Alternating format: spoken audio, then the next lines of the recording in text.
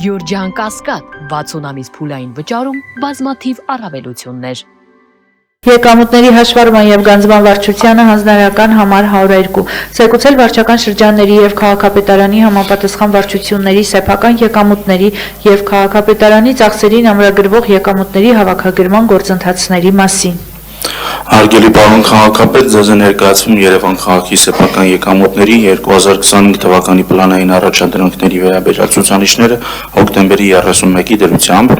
2025 թվականի հունվար-հոկտեմբեր ամիսների համար պլանավորված 72 միլիարդ 268 միլիոն 911 հազար 500 դրամ սեփական եկամուտներից փաստացի հավաքագրվել է 70 միլիարդ 136 միլիոն 321 հազար 750 դրամ, կատարողական 97%։ Թերակատարման հիմնական պատճառ է հանդիսացել փոխադրավարձի եկամտի գծով թերհավաքագրումը։ Միաժամանակ հայտնեմ, որ շինարարական թույլտվության և նախագծման թույլտվության գծով պլանավորված տարեկան 17 միլիարդ 186 միլիոն 899 հազար 500 դրամ սեփական եկամուտներից փաստացի հավաքագրվել է 16 միլիարդ 768 միլիոն 382 հազար 800 դրամ, կատարողական ավելի քան 97.5%։ Ներկայացնեմ նաև վարչական շրջանների փաստացի կատարողականների ցուցանիշները՝ Նոր Մարաշ 115.9%, Մալացիա Սեբաստիա 113, Արաբկիր 112.7, Նոր Նորք 111.1, Թանաքյար Զեյթուն 106.6, Շենգավիթ 106.5, Ավան 106.3, Էրեբունի 103.6, Աջափնյակ 102.6, Նուբարաշեն 100.6, Դավթաշեն 100.5, Կենտրոն 99.7%։ Միաժամանակ հայտնում է, որ նախորդ տարվա նույն ժամանակահատվածի համեմատ սեփական եկամուտների աճը կազմել է ավելի քան 17 միլիարդ դրամ։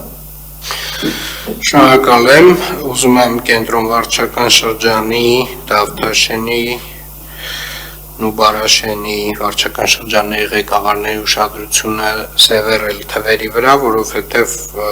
էականորեն գերակատարման տենդենս ունենք և այդ հնարավորությունը կա, դա նշանակում է, որ որոշակի հավելյալ ջանք պետք է գործադրվի այս առումով, և սա նաև ուզում եմ արձանագրենք բացարձակ թվերով, թե ինչ է տեղի ունենում Երևան քաղաքապետարանը, Երևան քաղաքը իր սեփական եկամուտները փաստացի մոտ 1 տարվա ընթացքում 32%-ով ավելացրել է։ Սա այն տվյալների հիման վրա եմ ասում, որոնք որ հենց նոր ներկայացվեցին, իսկ ընդհանուր առմամբ վերջին 3 տարիների ընթացքում գրեթե եռապատկել է սեփական եկամուտները, և այս ֆինանսական միջոցների հաշվին է, որ տեղի են ունենում այն աշխատանքները, որոնք մենք ականատես ենք լինում, ոչ միայն բակային աշխատանքները, որոնք ներկայացվեցին, այլև շատ և շատ այլ հիմնանորոգման աշխատանքներ այգիներում, փողոցներում, որոնք մասին առիթ կունենանք տարբեր ձևաչափերով խոսելու, և սա իրականանում է հենց նաև եկամուտների ավելացման շնորհիվ, որը բացառիկ տեմպերով է ավելացել վերջին շրջանում, և ամեն դեպքում սա մեծ ջանք է եղել Երևանի քաղաքապետարանի կողմից, բայց կարծում եմ արժի նաև արձանագրել, որ